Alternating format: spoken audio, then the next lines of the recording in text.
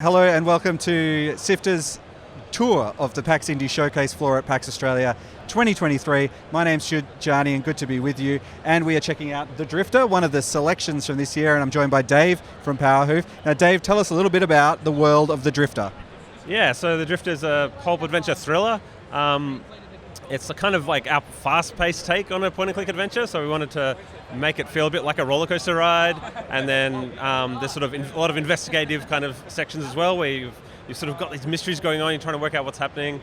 But yeah, it's very pixel arty, and yeah, It's what I really liked about it is it's like very easy to, once you get your muscle memory up, to play with a controller, which is obviously not something we normally associate with point-and-click adventures. It's usually pointing a mouse and clicking. Can you tell me about designing the interaction using a controller? Yeah, it's something I kind of wanted to try early on. Like it's sort of built as a point-and-click with a mouse, but I wanted it to feel like if you're sitting on the couch playing it, you're not like moving a cursor around with the D-pad or whatever, and sort of getting the sense that you're kind of playing a PC game on a console. And so yeah, I thought just randomly tried like a dual sticky kind of thing, and it seemed to work. Like yeah, it's sort of surprising how much people are able to pick it up and play it. I took out a bunch of the tutorial stuff I originally had, which was like big pop-ups saying like, this is a weird control scheme, here's what you do. And so now I just have a little like, I think people just used to dual stick, and so they try it and it kind of naturally works. You know what I really like is actually something that this doesn't have, that I remember spending ages doing back in the 90s, is pixel hunting directly. Because of this interaction wheel, you don't have to go and like find exactly the thing that you're looking for. You can really just scope around the place. That's one of these things I really liked about it.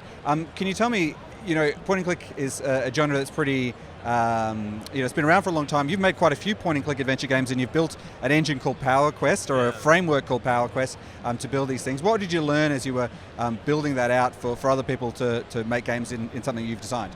Yeah, I think because of the nature of the genre, there's a lot of people who lean on nostalgia and like try and make Monkey Island again.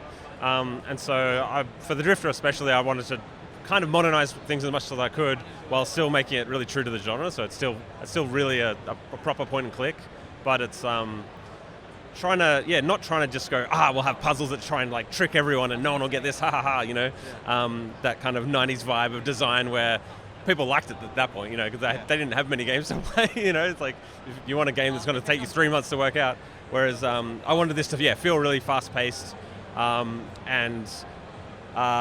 be something that you're kind of, you're rattling through the story at a good pace, but then still have like puzzles that were kind of the glue that holds it together. So as opposed to a lot of, say, modern console games or something where you've always got objective markers and like, I haven't been paying attention to the story at all, but there's a big blip, I just walk towards that and it'll tell me what to do next and I'll fight some guys. So I like that it can be all about the character and like, okay, the character's got to fix a car or something and it needs petrol, so I'll look around and find some petrol, and you kind of had story stuff coming out, and it's all player led. Yeah. How long you've been working on this game? For quite a while now. I know you have a number of other projects that you work on. You and your partner Barney as part of Powerhoof. How long until people will be able to play it? Well, I think so. It's probably this is the 5th year I've been working on it. I think there's probably about another year. So we've done the last 2 years. We've been arting it up, and we've done about a third of it each year. So probably another year. Yeah. And what's who's this game for? Is it for old school adventures players? Is it people who are newer to the genre? Who do you think is going to get the most out of this? I think both, yeah. So a lot of people who've never played point and clicks, or maybe played them a while ago and weren't really into the genre, have played it and really got into it, just because it's trying to streamline things a bit. And yeah, any horror fans, thriller fans, definitely, for sure. Dave, thank you so much for having a chat to me again for Showcase. It's always a pleasure to see you every year and see what the cool things Powerhoof's been working on. Thanks, yeah, good to talk.